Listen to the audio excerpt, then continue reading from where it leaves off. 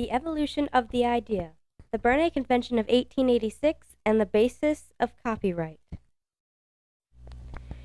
In 1456, Johann Gutenberg invented the printing press in Germany. With the gradual restoration of the economy and the increase of trade as a result of the Renaissance, it was possible for any author who could afford it to mass-produce his writing and sell it to the general public. Following the technological revolution of the printing press, the government of Venice, Italy began registering printing patents. In 1469, the first printing patent was granted. In the following century, England's Stationers' Company Charter created a copyright system. This was followed by another in France.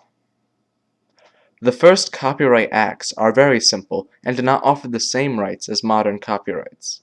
Centuries ago, it was common belief that the ideas came from God, and that the king, having divine power, had true rights to every idea in his nation. It wasn't until men like John Locke and Thomas Jefferson proposed the idea that men have the right to freedoms, including the freedom of thought, that true copyright began to exist. Even overseas, copyright was being created. Beginning in 1787, when the Constitution of the United States of America, Article 1, Section 8, Clause 8, stated that Congress has the power to promote the progress of science and useful arts by securing for limited times to authors and investors the exclusive right to their respective writings and discoveries.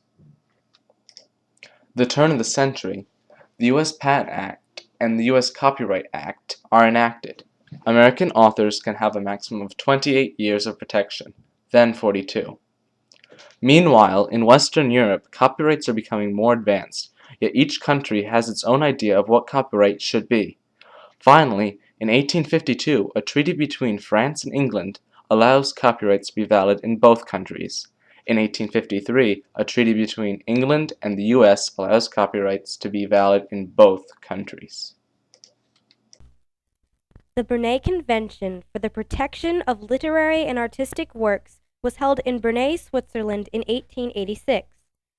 The convention established an international copyright treaty. The treaty covered three major aspects of the international copyright law. The first being that works published or that originated in a participating party will receive equal protection regardless of the protection offered by that certain country. Secondly, every form of work has the right to protection. However, it is an exclusive right of authorization. This means that work can still be translated, adapted, performed, broadcasted, and so on and so forth with permission. Thirdly, the work's protection lasts for 50 years after the author's death. Anonymous works' protection lasts 50 years after release to the public. There are both pros and cons to this treaty. The one specific positive aspect is that equal standard protection is offered to all works of participating parties. This makes sure that more powerful countries do not have more protection than other countries just because of their international influence. There are two main cons to the treaty.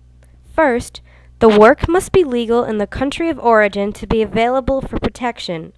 This affects countries without freedoms belonging to the media, because then some works may not be eligible for international protection.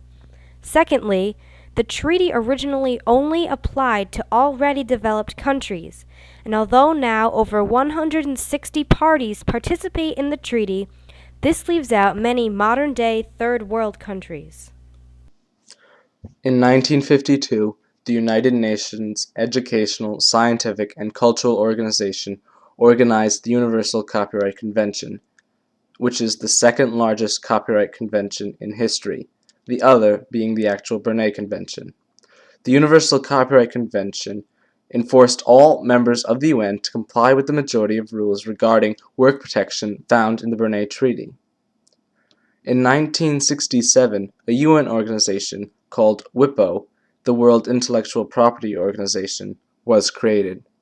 This organization promotes the protection of intellectual property, the protection of ideas. It adopted many of the ideas of the Berne Treaty. In 1986, President Ronald Reagan asked Congress in a personal letter to reaccess to the Berne Convention due to the many updates that were made as a result of new technologies being created, such as recordings and computers. He also wanted the United States' reaccession to be a model for all the other countries to also reaccess. Since its creation in 1886, the Berne Treaty has been revised 6 times and it was also amended in 1971. It is constantly changed in order to keep up with the boom of modern technology.